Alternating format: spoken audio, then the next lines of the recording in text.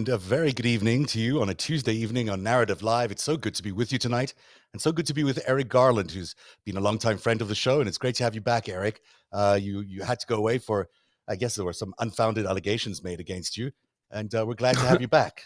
So welcome back I'm to the back. show. You are. And boy, did you tear up the internet with your thread about Durham. And we'll go into that in great detail. A lot of people are saying just ignore this investigation. It's obviously a Bill Barr prosecutor.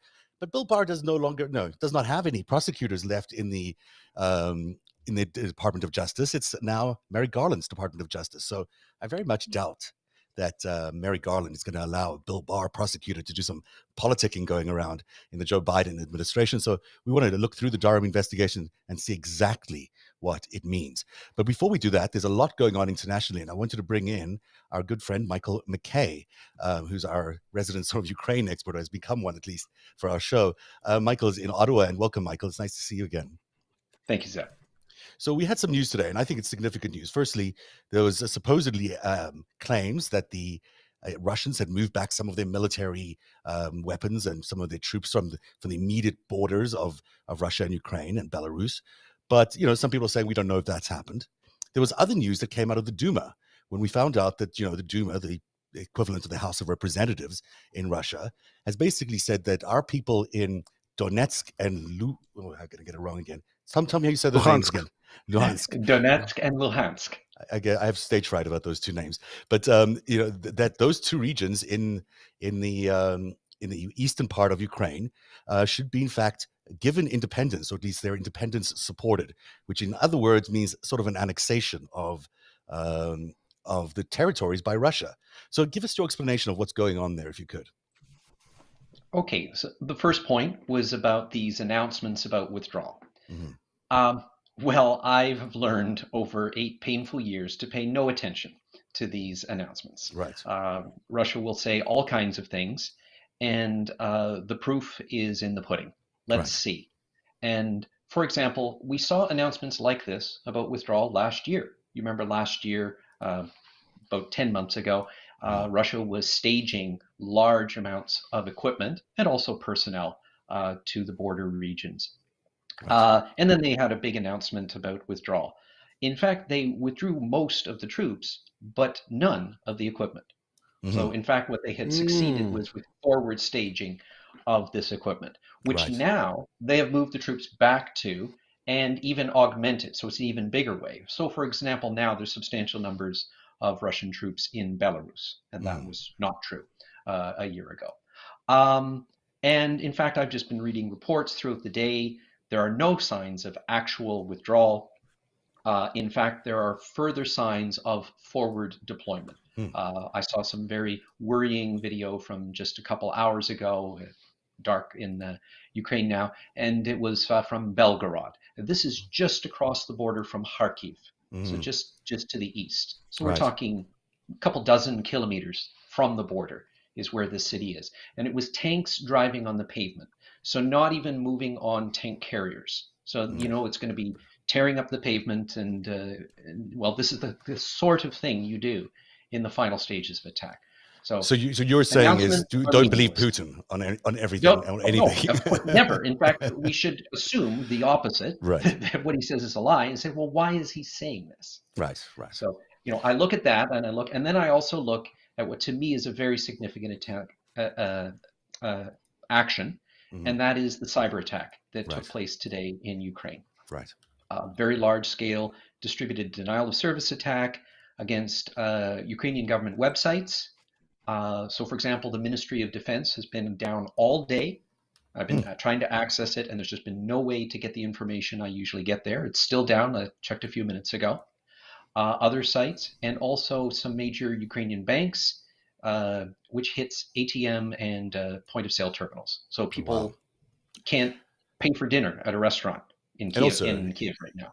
If you're trying to escape, now it's you getting need a that little money. bit better. Yeah. Well, this is just it. The point is the economic damage to Ukraine. And this kind of breakdown of communications is exactly the sort of thing you do immediately before an attack. So I take words and I discount them, and then I look at these actions. I also know that there were attacks in Donetsk and Luhansk today, Mm-hmm. and it was the usual level of attacks that I've been tracking for the last 7.5 years. So that's not indication of an offensive, which we're Mm-hmm. waiting for, but it's indication that there's no drawback. There's the usual level of attacks there. There's the same buildup on the border regions and in Belarus, which is forward deployment for an offensive.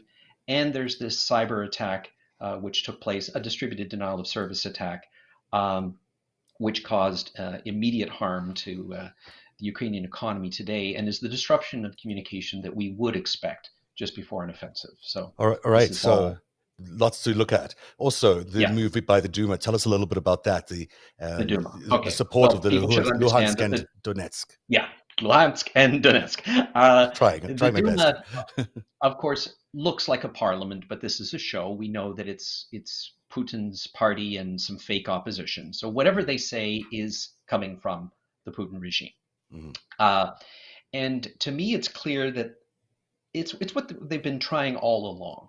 It has always been the plan for these eastern regions of Ukraine not to annex them as they did Crimea, but to turn them into fake republics like Abkhazia is in Georgia Mm-hmm. or Transnistria is in Moldova. These are areas that were invaded and occupied by Russia and turned into fake republics recognized only by Russia. Um, and they have just become like Neverland. They're Right. just Right. like not even places anymore. And this is what Russia wants. They had been try to make uh, these regions a thorn in Ukraine's side, so something they would have to deal with. But that never worked. It was always clear that these regions are a part of Ukraine, Mm-hmm. just as Crimea is. And whether Russia calls it annexed or some fake independent republic doesn't really make much difference. It's something that they're doing for their own people. So Right. it's part of justifying aggression against Ukraine. They don't want to admit that they're invading Ukraine, which they are doing and have been doing for 8 years. They want to say, oh, we're protecting Russian people and see they set up this independent republic. But of Right. course, none of that is true at all. It's just a cover for an occupation regime. So it is worrying that the Duma made this decision because, for one thing, it shows that Russia is explicitly rejecting the Minsk agreement. The Minsk agreement, for which Russia is a guarantor, Well, explicitly requires The Russia. Duma is, but Putin has said he Yeah, still stands by yeah. it. But of Oh, of course, the course, Duma. Duma. Yeah, here's Yeah. the thing: it's now clear that Putin has this choice of accepting it because Mm, it's the will of the people, right. or rejecting it because he's the greater man and a diplomat and is thinking Right. about all this. So he can come out of this on top by making it look like it's coming from the Duma. Right. Yeah. That's interesting. But it's interesting as well when you look at this that he's called what's going on in these two regions genocide. That's it's the kind of stuff you do when you're preparing to attack because you need a reason to attack, obviously. So that's another thing that's worrying. But also when you look at this map, it's quite clear that what he's building is the other side of the Black Sea. He wants Russia to have the other side of the Black Sea. And it's not very hard to see how he's building that out. He's already got Crimea. He's got, he's going to get Donetsk and Luhansk if it goes in there. And so, there's only those two little regions there that he already has a bit of an incursion into. And then he's got the whole Black Sea to himself, which is something, Russia desperately wants because it loves to have ways of moving trade, especially in the winter months. So that Yeah, helps them. well, that body of water in between those two red bits on the map, between Mm, Crimea and those eastern regions, that's the Sea of Azov, which is a mm, part of the Black Sea. And it yeah. already is effectively a kind of Russian lake, although it should not be. It's international waters. Mm-hmm. But that's something that they have already done. There has been a de facto annexation of that Right. by Russia because Yeah, of there what was they've that already scandal done. when they kidnapped all those sailors, really, in that very, Hmm. very volatile attack. So what you're saying is don't believe Putin. There is an escalation still going on, and it certainly looks like Biden has today issued a very stern warning to the Russian president, saying, if you do go, we're going to meet you with a lot of resistance internationally, with a lot of sanctions and a lot of other efforts to stop you. But also that he is encouraged that he's going to try give diplomacy another shot. So we're going to do it again, I guess, do another round of diplomacy and see where we land. Yeah, but the only reason why diplomacy will succeed will be because of stands, for example, by President Biden. He said today that there is, and there will be a strong coalition against further aggression, because it would be further aggression, not a new invasion, by Russia. And that I'm very pleased to see. It actually is the only language that Putin will understand. Right.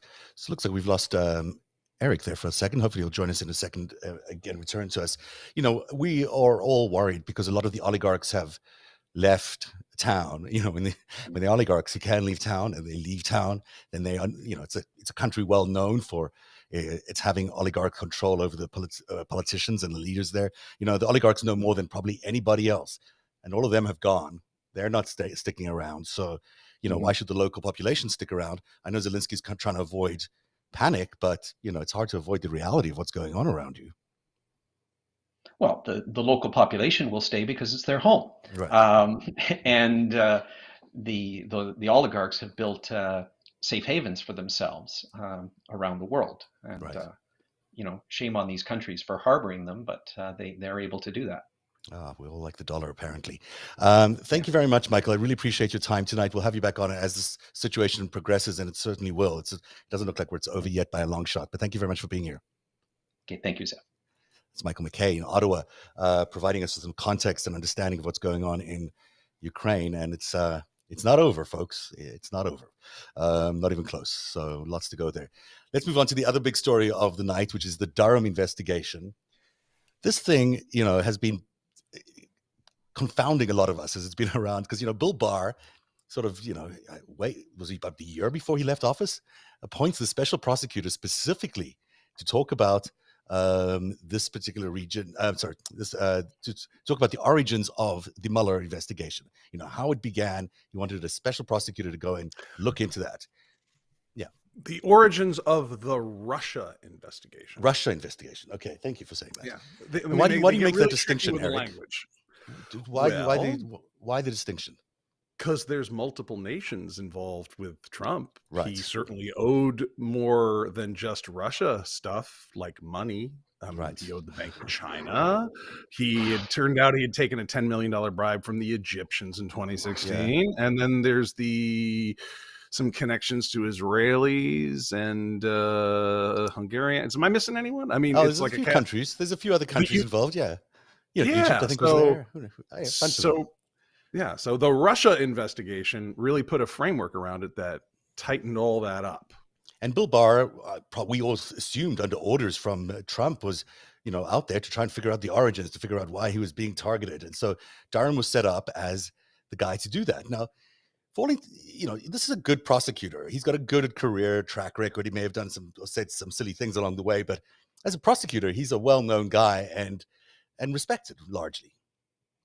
Yeah, I mean, he's legendary. John the Bull Durham, who legendarily took out both mob influence in the New England FBI, as well as, I believe, Irish Republican Army. So you've got a national security and a public integrity corruption thing at one of our most storied and important institutions, the Federal Bureau of Investigation. And he did all that in addition to his just putting mobsters and hitmen away.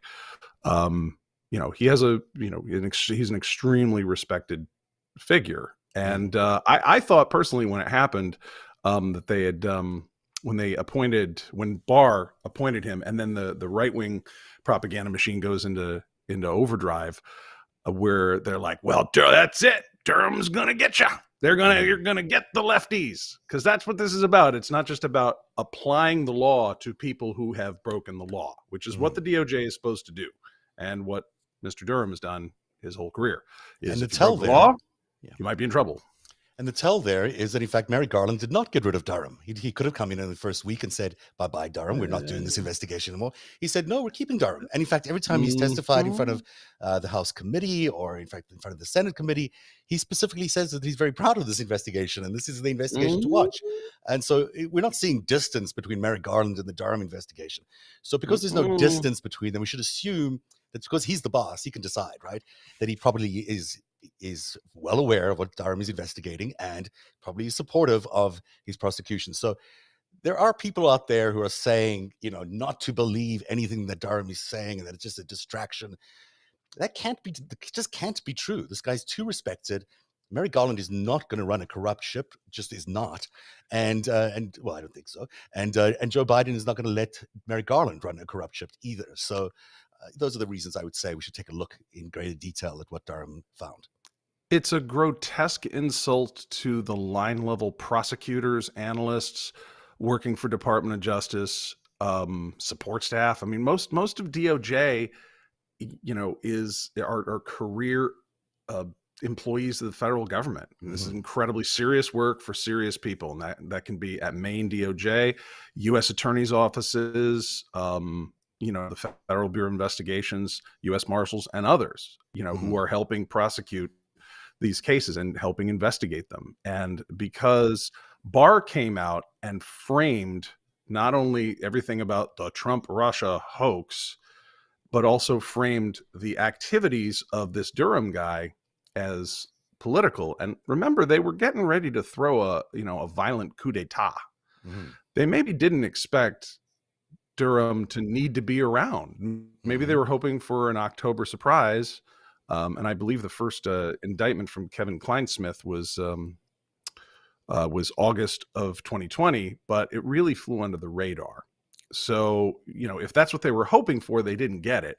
And I tracked this all along, what are the sources of, quote, the Russia investigation? Because if you're talking about the Steele dossier and the attempts to feed it to the FBI, that is an interesting story. What was the roots of that story? That's a really rich subject. Now, if you were only going to take that up to November of that year and hope Trump would win because we all had COVID and couldn't get to the polls, or you were maybe just hoping to murder Congress on January 6th, or whatever your plan was, you weren't thinking of another year or 2 years of prosecution beyond that. So you were hoping for the propaganda value of it. And I think it was middle of 2020 or fall of 2020, John Durham sat down with John Brennan, former director of the CIA, for 8 hours. And when they emerged, I believe his spokesman Brennan's spokesman said they had a great conversation, and Durham told him he was not a subject of the investigation. So if you're in trouble somewhere in an investigation like that, where there might be a grand jury, you're going to be a subject or a target, or you're a witness, right? Or you're a victim.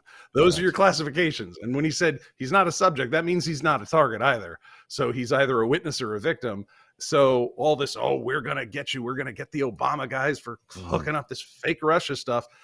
The early tell on what side Durham was on the side of truth, and or on the side of due process more than truth, because we don't know all the facts, haven't been tried in a court of law yet. But we do know he met with John Brennan, who the right wingers were like, we're going to get you, deep state. And then they didn't. So the two important things that I think have to be remembered here. None of this is saying that the Trump campaign did not have very deep and suspicious contacts with the Russians, and that there is a lot of suspicious activity that happened between the Russians and the Trump campaign, which we have spoken about a narrative ad nauseum since the very beginning. Clearly, there was some sort of collusion, conspiracy, call it what you will, between Russia and the Trump campaign to get elected. I mean, I think you could say that is about as factual a statement as can be out there, considering the number of people who've investigated it, and primarily the Senate's Intelligence Committee, which came out with Volume 5 and says it pretty clearly that that's the thing. So for everyone who's freaking out and saying, does this mean that Trump Russia was not a real thing? No, Trump Russia was definitely a real thing. It's possible for that to exist and for the Durham investigation to exist all at one time. It's also possible that this is not an attack on Hillary Clinton, that this is just looking at the people who might have committed some sort of conspiracy. And Hillary Clinton may have known about it, may not have known about it, probably didn't, may have been a target of it, may have not been a target of it, may have been influenced by it because of the media coverage of it, or in fact, other people within the administration or within the Clinton campaign may have been targeted as well. In fact, I will say that I wrote a story, unbeknownst to me, that I didn't realize some of the stuff about the Alpha server was fake, and I believed the sources that were out there because they were out there, and legitimate players were relaying them, including, various newspapers and also some people online on Twitter. So that's how this Alpha server story came to life. Some of us fell for it. I fell for it. And I think it's quite possible that others fell for it too, including possibly people like Hillary Clinton. So people who are saying this is an accusation against Hillary Clinton, that's not true. I've not seen any accusations against Hillary Clinton as far as I can see. Have you seen it, Eric? I've not seen anything so far saying that Hillary Clinton is involved in anything. No, I haven't seen that directly from anyone else. Yeah, so if people are saying it, you should question them for saying it because it's just not true. So what we are saying is that there was some sort of weird business going on with the Alpha server. And do you want to overall explain the Alpha server? I know it's a really complicated thing, but can you give us like a Cole's note on what the Alpha server scandal was, and then also how it came to life? Well, just give us what it was first, and then we'll figure out how it came to life. You got to go a little bit further back to how Fusion GPS ended up working on opposition research against Trump. They were engaged originally by Republican hedge fund billionaire Paul Singer, who was a supporter of, I think, Jeb Bush in the beginning, then Marco Rubio. But in any event, he hired Glenn Simpson's group, who in turn hired Christopher Steele's group to go out and get some stuff on Trump.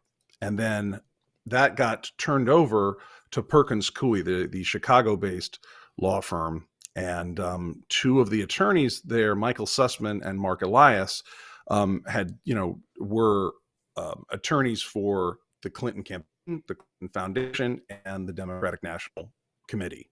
Right. In addition to them, they're a global law firm. So they have lots of clients, but they specifically were tightly tied to Hillary, and they took over the Fusion GPS work straight from Paul Singer, which is pretty interesting.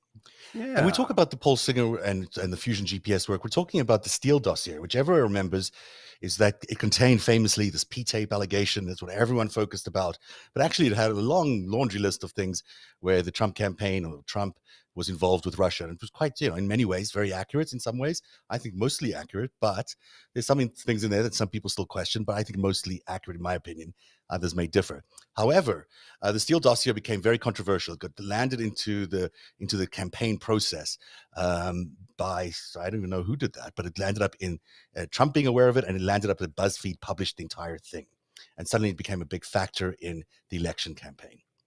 And from there, that's just adding some context, that thing has been very controversial. Obviously, the Steele dossier has been a very controversial document throughout. What was the role of Perkins Coie in that? So they took it over from Paul Singer.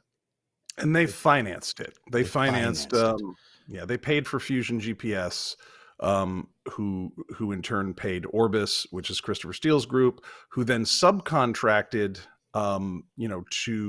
to sub-sources such as a Russian national who worked at the Brookings Institution, Igor Danchenko, who has been indicted by the Durham investigation, and Chuck Dolan, who was a former Clinton administration from back in the 90s official. I believe he worked for the Department of State, and he went on to be a top executive with Ketchum PR, which counts Gazprom and the Russian Federation itself as their clients for public relations.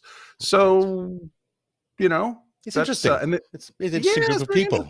I mean, the Perkins Coie group, just to remind everyone, and what Eric was saying, and to underline it again, yes, they might have done work for the Hillary campaign, and they might have done work for the DNC. Did they do DNC, or was it just the Hillary campaign? I think just the campaign. So Mark Elias was the general counsel for the Democratic National Committee, which had its servers hacked, and Perkins Coie represented as a law firm, represented Hillary for America and the Clinton Foundation itself. So that doesn't mean that we're operating under orders from any of these companies. We don't have any of these organizations.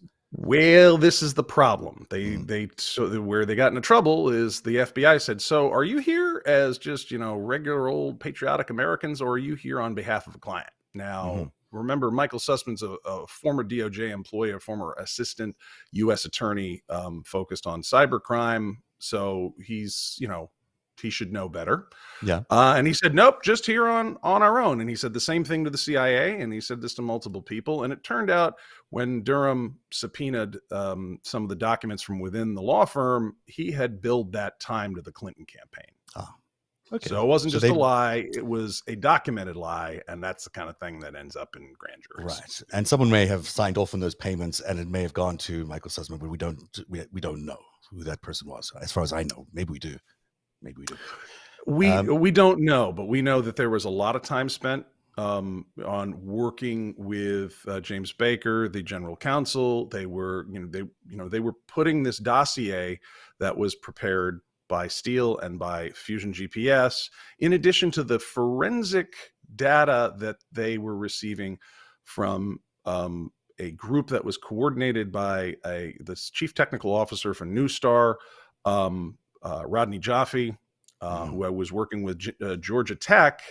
And where it gets really concerning, and this is something that all the naysayers are conveniently dropping, is that apparently the researchers at Georgia Tech were like, we're not sure about, assessing this with high confidence that this is what we're seeing. We might be seeing this, we might be seeing something else. And some of the verbatims that are in the Durham indictments are from some of the people around Fusion GPS and Perkins Coie, where it's relayed to these researchers. This doesn't have to be like airtight. This just has to be kind of good enough for, a good story. Pass the smell test, but not doesn't have to be the actual thing. So, that's basically the FBI has different standards for national security investigations than media outlets do. By necessity. It would be great if both of them had pristine, utterly, forensically perfect, forensically perfect standards for truth, but it's not reasonable. Our newspapers would cost like $117 a copy. If you're talking about the forensics, of getting data that quality and in keeping archives that vast, like the FBI does. And somebody who was an assistant U.S. attorney should know that. And so turning data, oh no, it's good enough. Well, it might be good enough for news item, for news organizations. But when you're turning it over to the National Security Division, and you're maybe hoping that a FISA warrant gets thrown on some of the individuals you mentioned in your raw human intelligence dossier of unknown provenance. Well, that, when you hand something to the Federal Bureau of Investigations, they may investigate that. Yep. That's what their job is, to investigate it, actually. So if they think there's a crime, they would have gone and investigated, and now they would have discovered that maybe this document with all its allegations had some odd statements in it, but also some odd sourcing, and they would begin to ask questions, which would be necessary.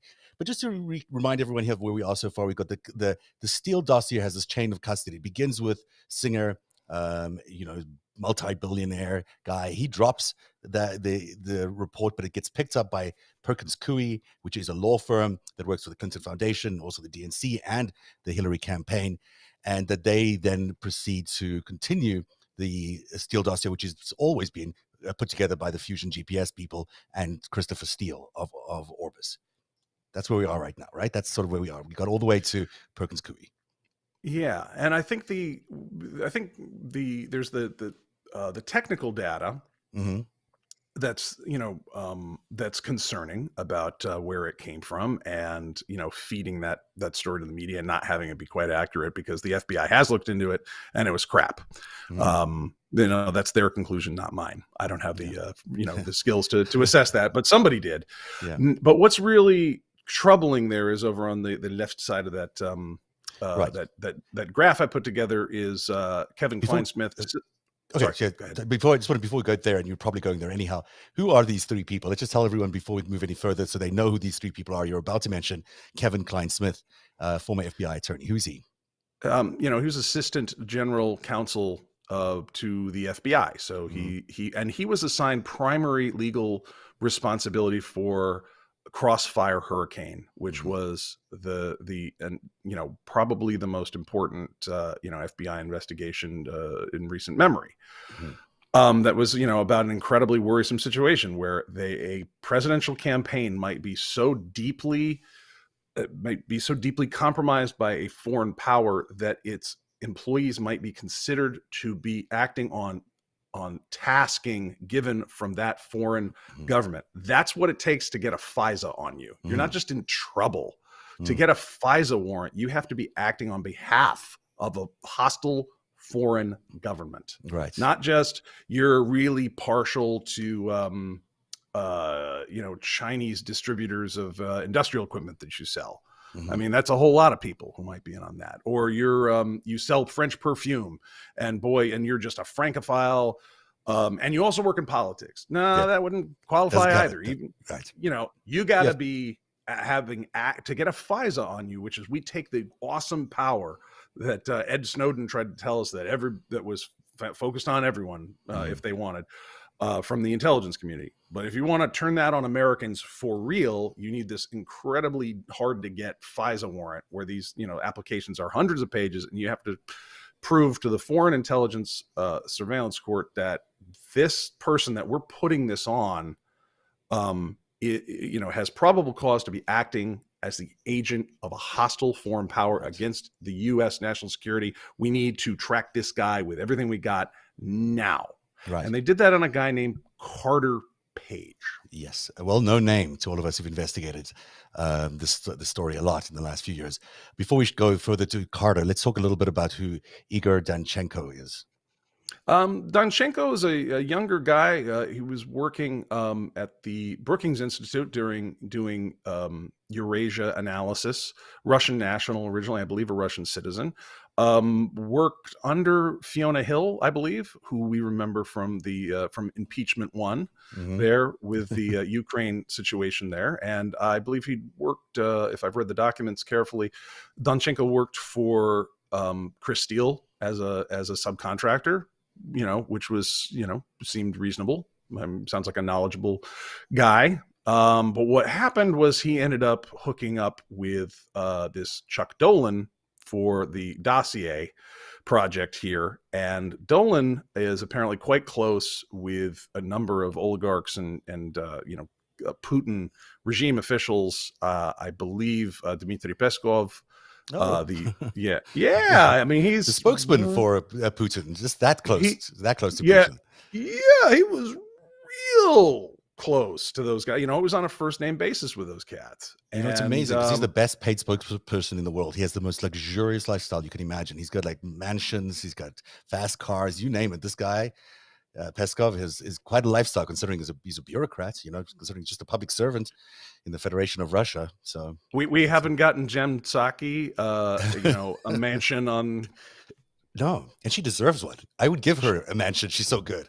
She's so damn good at that job. So no, she hasn't got that. So and Michael Sussman, we've spoken about. We've spoken about Michael Sussman as being the lawyer. Is he a lawyer? Was that correct? Is that long career in DOJ and then went into the private sector, which is not at all unusual. So and can continue to have relationships with high-ranking officials. So you mentioned as well Rodney Joffe, who's a guy who works for this company called New Star, and we'll get to that a little later on. Yeah, because it's important to get there. So now let's go to your very, very detailed and interesting thread.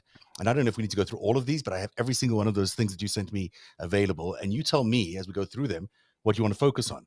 And it's harder for me to read off this thing, so I'll just pull them up for me here. But as we begin, this is from. You tell me what this is from. I don't even know. This is about Farah and it's about Carter Page. Can you see it? You can't see it probably. I'm still looking at Mr. Joffe here. Ah, well then that's my mistake. I'm sorry. Here we go. Can you read that? On July 31, 2016, the FBI opened a Foreign Agent Registration Act investigation known as Crossfire Hurricane. And then it goes on to say it included a person referred to herein as individual number 1, which we know as Carter Page. Now, note that's an 18 U.S. Code Chapter 951 case. That is more than just your average FARA filing, because let's say you're a PR firm and you are taking orders directly from Belgium and they come upon you and you are just pushing Belgian waffles at the direction of the Belgian government and you have not registered. That's a 42 U.S. Code, bureaucratic violation, and they're going to give you a lot of, chances at bat to come on, don't you want to register and tell us about your waffle people? But 18 U.S. Code 951, that's felony, and that's they hit like Russian and Cuban spies on U.S. soil with that. So that's the fact that they had a 951 investigation into a presidential campaign is fire. That's a big deal. And that one of the cases, of course, I believe Crossfire Razor was Flynn. I forget the other code words off the top of my head, but Carter Page was in there, and he's referred to as Individual 1. And when they, in paragraph 3 there, he was one of the individuals at the FBI, the defendant, this is, I believe, Kleinsmith, was one of the individuals at the FBI who communicated with another specific United States government agency, the OGA, to raise questions or concerns for the Crossfire Hurricane team. The OGA, the other government agency, is the Central Intelligence Agency there. Right. And why would this guy who's investigating this, why would he talk to the CIA? You'd talk to, if you had somebody that was known to be traveling outside of the country and mixing with certain individuals and then coming back to the United States, and they are U.S. citizens, you do a deconfliction process where you make sure that that guy isn't on anyone else's like payroll around here, to make sure, like, hey, he's not with you, is he? He's not, is he a bad guy that we have to worry about? Or is he on someone's team? And they might not get into exactly who, because, this is need to know basis, but there are liaisons between the agencies, and they'll go, no, he's with us. And they'll go, okay, cool. You don't be spying on our FISA on him. Yeah. Then we'll just deal with you as to, we might need to communicate that way. Right. You don't want to spy on our own team. And basically, and think of how, if this turns out to be, if it turns out, and against his civil rights, which is something Jim Jordan and Devin Nunes all whined about, and we all thought he was full of crap. So anyways, they were full of crap. So let's go on. And then we go into number 4 here. So you want to pick it up here where it says, in addition, as part of responsibilities, the defendant provided support. Yeah, he provides support for the FBI special agents and supervisory special agents in the NatSec div for FISA applications. And so they did 4 applications for Carter Page there. Wow. And each of them alleged that there was probable cause that he was a knowing agent of a foreign power, specifically Russia. So they laid in super heavy allegations in those FISA documents, which are classified and dense, and they make sure that everything's right before they get them, or they're supposed to. The Steele dossier, the Carter Page made allegations in the Steele dossier. Is that what you're saying? And that this is the thing that they're investigating. Well, a lot of that, the FISA warrants are, I think they might have released one or more that are still redacted for national security reasons. But I believe we know that the Steele dossier was included as part of the big thick stack that they put in front of the FISC. So it may not have been the only reason, but it was in there as a reason. And the fact that it is not of particularly good quality forensic information is problematic. And, the Office of the Inspector General of DOJ has been over these and said, no, they were material errors in these. Right. So it's sort of scandalous. Because, in fact, potentially there might be another government agency that Carter Page worked for. That's right. That could be true. Yeah, so, well, and here's where all the people who have said, oh, there's nothing to look at here, they just don't know the U.S. government and they don't know what they're talking about, because this is not a minor error. Yeah. So you don't want to spy on your own people who are doing, difficult work out there. You don't want to be doing that. It's dangerous. And when the CIA tells the FBI something, that needs to be heard about, the identity of an individual, to say, no, he's with us, back off. The FISA court has to hear about that, has to hear the truth, but they didn't hear the truth. Right. So we're only at 18 U.S. Code 1001 charges here. So, the grand jury still needs to hear what the mens rea, what the mindset was. Why did these guys lie? And that's what still remains to be understood, and seems pretty important.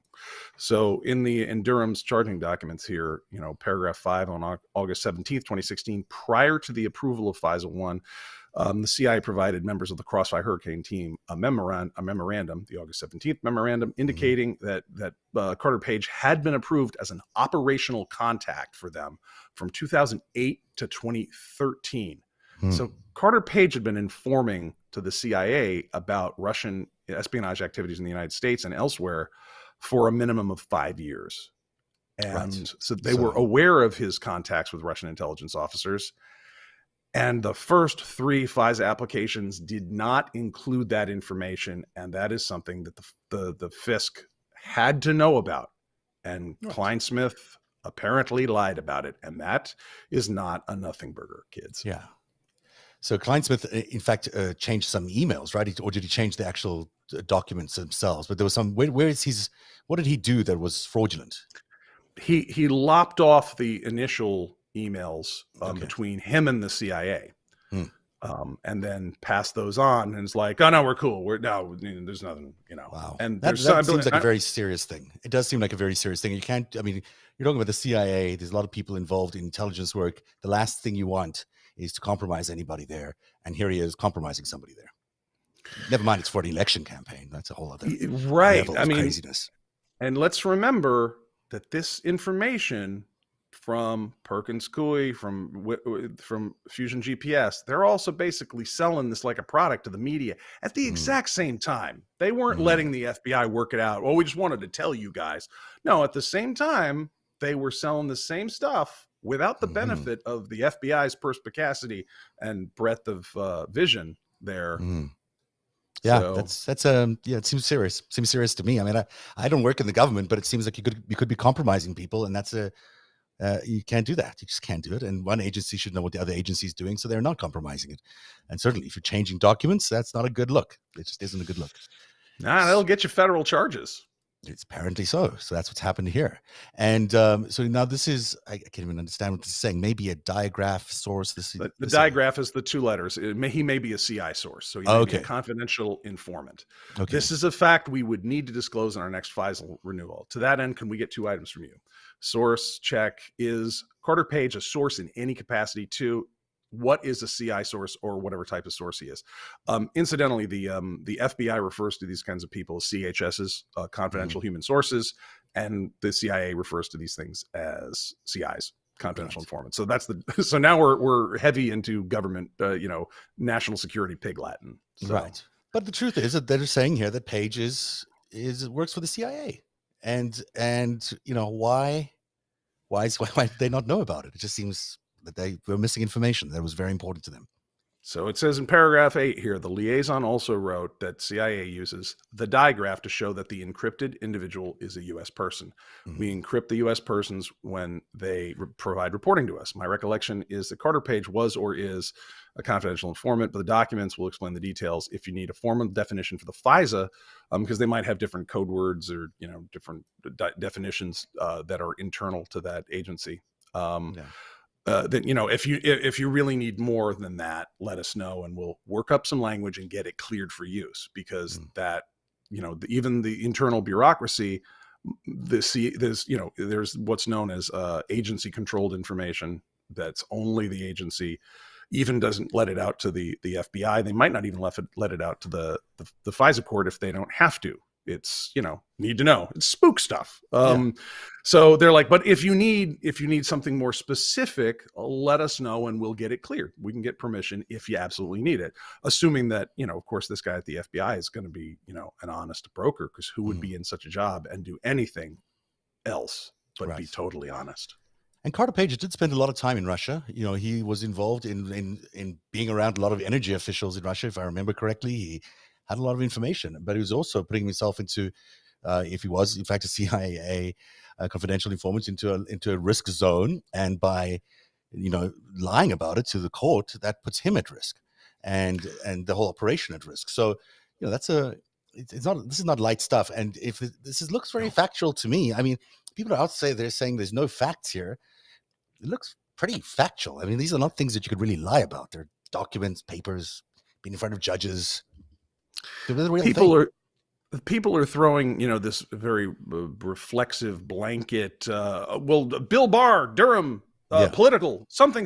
It's like, do you know how an operational contact works for the CIA? No, and yet you have this opinion. That's amazing. Well, they must have just cooked up all these facts. Okay, how? So you're accusing how many DOJ employees of a forgery? Because that's what you're doing. You're accusing them of federal crimes. I'm pretty serious about that kind of thing before I accuse a huge group of DOJ employees of committing federal felonies. But that's you just don't do that kind of thing. So looking at some of the chats, people have been sharing some of their thoughts about all of this all the way from the beginning of the show, and just want to make sure we hear what they're saying. For one thing here, there is a question from someone on the chat who said, is it true that Steele had an affair with Ivanka Trump? And they're saying, yeah, Andrea, wow, I hadn't heard that. Just Googled Guardian 2019. Steele had a personal relationship with Ivanka Trump, DOJ report reveals. In fact, I believe that's true too. I think that's what I read, and I think that's been verified, that they had a little bit of a relationship, him and Christopher Steele and Ivanka Trump. I don't care what anybody does with their pee-pee parts these days. Me neither. Rod Rosenstein defends NSO versus WhatsApp. DOJ used NSO versus the U.S. citizens. I don't think they used it against U.S. citizens. I don't think there's any evidence of that. I do think that Rod Rosenstein did defend the NSO versus WhatsApp, and I do think that maybe they even brought a copy to investigate it, but I don't think they used it against any citizens, David. Rosenstein joined King and Spalding and represented NSO after he left government. However, it was right around that time when he left when I believe the FBI bought a copy of Pegasus for NSO. So not far off. Yeah, I mean, they needed to see how it worked, apparently. Mike says, if Hillary would have dropped it in the middle of one of those debates, that would have put Trump on defense in the last days of the campaign. Dropped what? I'm not really sure what they're referring to here. Some of this, right. Alpha Bank stuff, maybe. But she came out and called him a puppet of Vladimir Putin. Mm-hmm. I'm no puppet. You're the puppet. You're the puppet. Right. So she kind of did throw it at, she threw that stuff at him, but it wasn't really working with all these shenanigans. And then it's someone saying here, Heavenly Dreamer saying, I think David Korn tried to push the Steele dossier before he went to BuzzFeed. I think it's true too. I've heard that, but I don't know very many more details about it. I mean, I had heard about the dossier in 2016, okay. Well before it was in public circulation. A lot, certain people in certain circles had heard that there was a thing floating around amongst the media, and I think Michael Iskoff, who was at Yahoo News, and I put some of these brand names up on my little my little chart, my Glenn Beck chart. With all the different, with the string and the thumbtacks, David Korn at Mother Jones and Michael Iskoff at Yahoo News, and a couple others. Eric Lichtblau actually was going to BGR Group, the Russia FARA agents, to work with them on some of this. So the New York Times passed ultimately on it, but not before saying on October 31st that, investigating Trump, FBI finds no links to Russia, which was not quite true either, it turns out. No, it was not quite true. So we've covered off some of this stuff on the left-hand side. You just mentioned a lot of the U.S. media outlets. You've mentioned Carter Page. We've gone through all of that and working for potentially the CIA as a confidential informant. Kevin Klein-Smith, we've spoken about. The relationship with James Baker and the FBI, you've mentioned a little bit, but maybe I haven't heard enough about him. What happened there? Not that much is known, though. There is another filing in the Durham investigation that pertains to this, I believe, devices that they now have in custody that they just let the court know that they'd had one phone in custody from James Baker, and I think they found another two, and they had to let him know that. And I was like, oh, but that's that's in the that's in the innuendo. There's nothing conclusive about that. So I put the little red boxes there for a reason. These are the people that have been indicted, and they're indicted on a very limited basis. Now, late yesterday, Sussman also put up a response to the conflict of interest motion that was made by Durham, and he's saying, well, it's like you're accusing us of some larger conspiracy. I'm like, well, there's a lot going on here, guys. If it looks like a conspiracy and walks like a conspiracy, it could be a conspiracy. It's 18 U.S. Code, Chapter 371. All right. So let's get to, my personal favorite here, the Alpha Server scandal controversy. I mean, this was the big key to everyone that, there was something wild going on between Trump and the Russians. And yet there's been no conclusive evidence, one would say, that is in fact what happened. There is some evidence, some scant evidence, that some of the IPs appear to be communicating with each other in an unusual pattern. However, where everything falls apart is that the IPs themselves may not have been, spoofed or not actually originating from where they should have. So what they said they were coming from. So someone had gone in and spoofed these IPs and said, "Hey, look, we've got all these things communicating with each other," but maybe they weren't. Yeah, that's something that could possibly have been spoofed. And that's the kind of thing that, FBI cyber might be able to put more, elbow grease into, or on the foreign side, the National Security Agency could, liaise with their colleagues over at FBI and CIA. The CIA has cyber, stuff. It's like, to really make sure you have these giant, hugely funded organizations called intelligence agencies, and they can do a lot more than a group of university researchers. Though I don't want, I'm not here to cast aspersions at open source intelligence. That's what I work out of, and look at what happened with the January 6th, where you've got the sedition hunters who are going through photos and, just finding out who people are and tracking down their social media.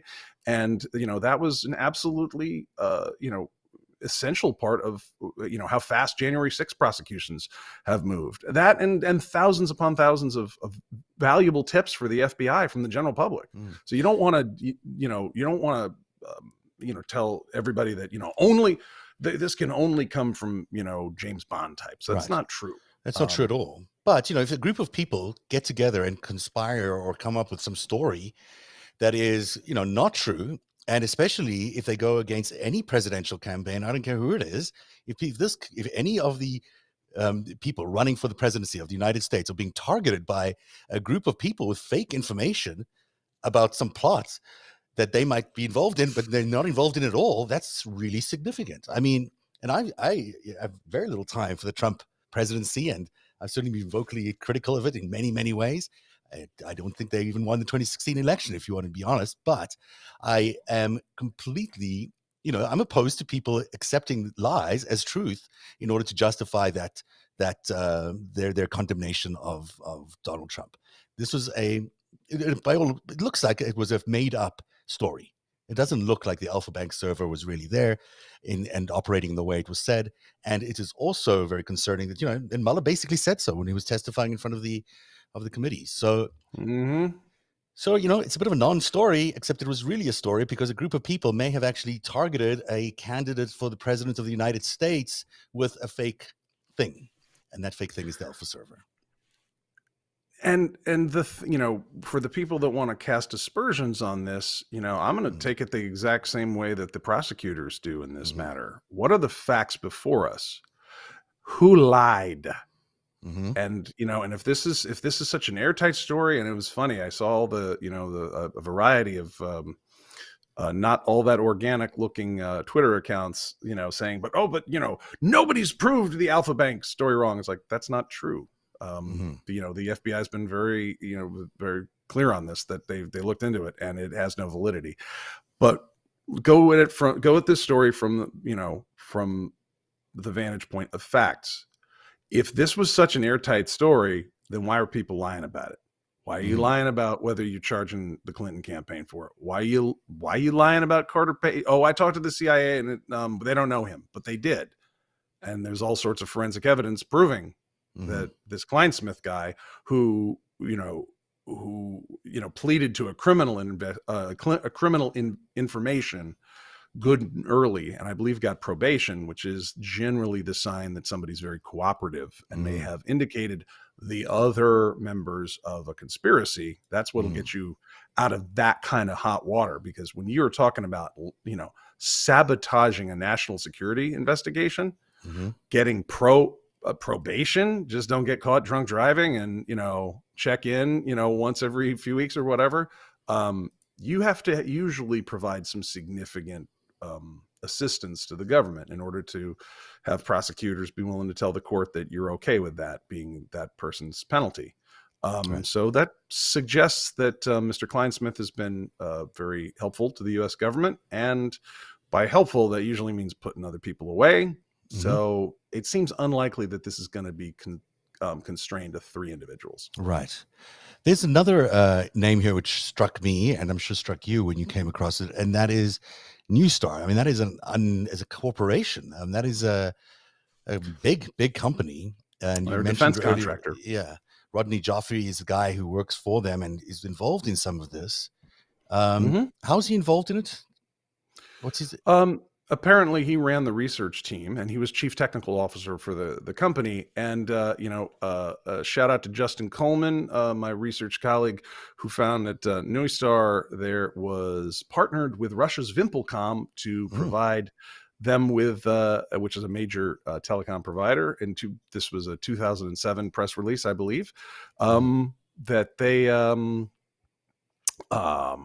provided messaging services, I think, for Vimpelcom. Yeah, messaging services. So there's some Russia contacts there. Do some work with the Russians. It's just what I say. And this is an interesting name that comes up because John Vane weirdly came up in my show. It seems like it was just a week ago. I think maybe it was a little longer. Where we spoke about LB and some other people involved in some things. And this guy, John Vane, is the person that LB introduced me to as I was being sent on a what I believe is a catch and kill interview with Ari Ben Menashe. John Vane is the guy I had to speak to. Help coordinate all of this, and then he was going to offer to assist us in our investigation with a major broadcaster if we attached ourselves to it. And I had left that story behind last week, but on the other hand, here's John Vane, and he sold his company to Newstar. He's a company called MarketWatch to Newstar for $450 million. So, so that's an interesting connection between Mr. Vane and the story, this bigger story. But also, the person who I found out about the Alpha Bank server from was a person by the name of Louise Mensch. We all know Louise Mensch. I hope we don't know her as well as I know her, and maybe as well as Eric knows her, because she's not been very nice to me over the years. She certainly accused me of very many libelous, wrong, incorrect things. But she's the person that I discovered about the Alpha server from. And in fact, I think a lot of people found out about the Alpha server through her reporting, which is interesting. Here she is in this tweet. I think Muller, she wrote, Alison Gill is referring to maybe you in this, maybe me in this tweet here. Don't listen to people who think Durham is onto something. He's not. Block and move on. That's who knows who she's referring to, but certainly I believe he's onto something. You believe he's onto something.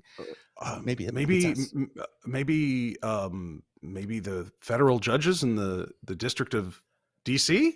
Is that because are those guys that off base? My God, that judge should really get onto these two internet figures. Maybe Merrick Garland as well.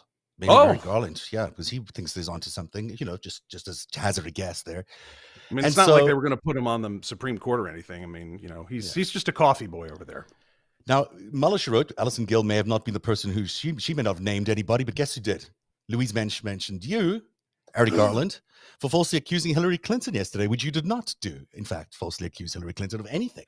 Louise. Louise isn't that accurate. I don't know if you look that up. You can Wikipedia it. She's not very accurate. Yeah, and if you look at the origins of the whole Alpha Bank story, you'll find out that a lot of it is related to her publication and her publicizing that whole story. And what makes this next little bit of information such a clincher, and I'm sharing it because of the fact that it's now publicly important that I share it, is that I happen to know that Louise Mensch had direct ties with John Vane. And I know that because LB told me that.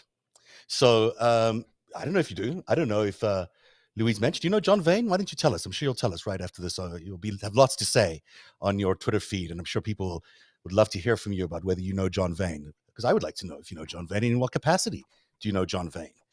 And then while I'm at it, I should also mention that Alison Gill and LB, and I think you, were involved in a fundraising scheme coordinated by John Vane, related to to the Biden campaign. That's where I recognize that name. That's where you recognize the name, yeah. So that's a lot of people involved in both John Vane's life and in the story of the Alpha server life. And I'll leave it there. I mean, I think it's just all interesting. I remain fascinated every day by every development that I'm learning here, on a micro level and on a macro level. But it's certainly, if you throw it up a chart that looks like this, boy. Ah! Did I mention that John Vane also knew Steve Bannon? I didn't mention that. John Vane is very close to Steve Bannon because he was, in fact, there when Ovitz got the deal from Steve Bannon about the sale of the artist management company. Artist management. Yeah. So there you go. Yeah. So just that. And I think LB also got some screen scripts or something, I don't know, from Bannon to Proof as well. So she might have some knowledge there too. I think maybe Louise knows Bannon. I don't know, maybe. Why don't you tell us all, guys? We're really interested. And, this continues. I've been trying to leave the story behind. I promised I would, except that we keep getting these personal attacks. But more than that, now I think it's public knowledge, publicly important that people find out about these things because they're very damning links, it looks like to me. And people should be aware of them. And at least, as they read these tweets and read this commentary by people who claim to be public figures and who claim to be on the side of justice, you should be aware of where their connections might lie. And that is all I'll say there. I wouldn't say anything, there's nothing more here than that there's some interesting connections, just some really interesting connections. Very interesting. So that's the show. We are out of time. I might as well leave it there. So that's the show for tonight on Narrative. My thanks to you, Eric Garland. It's so good to have you back here, by the way. You are so good at this stuff. I knew nothing about this Durham thing until yesterday morning, and your thread is so good. Everyone should go check it out. Everyone should subscribe to your feed anyhow, because it is lightning and informative and brilliant. And there's 300,000 people who go there on a regular basis, which is one of the biggest accounts I know. And it's certainly full of really important information. If you want to know what's going on before anybody else, it's the place to go. So that's at Eric Garland on Twitter. And everyone should follow that account. Any last thoughts from you? It's gonna be an interesting week, guys. So yes, let's just all be good to each other. Let's be kind, considerate, and professional to one another in public, and see you out there on the internet webs. Absolutely. I mean, I think this is it's, as much as it's interesting, it's also troubling for all of us, and I'm trying to keep it as sane as possible, and to make it as non-personal as possible. And I think that's the most important thing for all of us going forward as we look into this. Hopefully this will be the last conversation we have, but I suspect it is not going to be the last conversation we have on this topic. We'll just see how it develops in the next few weeks. I also want to thank Michael Mackay for being here earlier on and sharing his information on what's going on in Ukraine. We'll certainly follow that story going forward. And to you at home, thank you for being here on Narrative, and we'll see you again tomorrow night. Narrative is made possible by viewers like you. Join today and support truly independent journalism at patreon.com/narrative. That's patreon.com/narrative.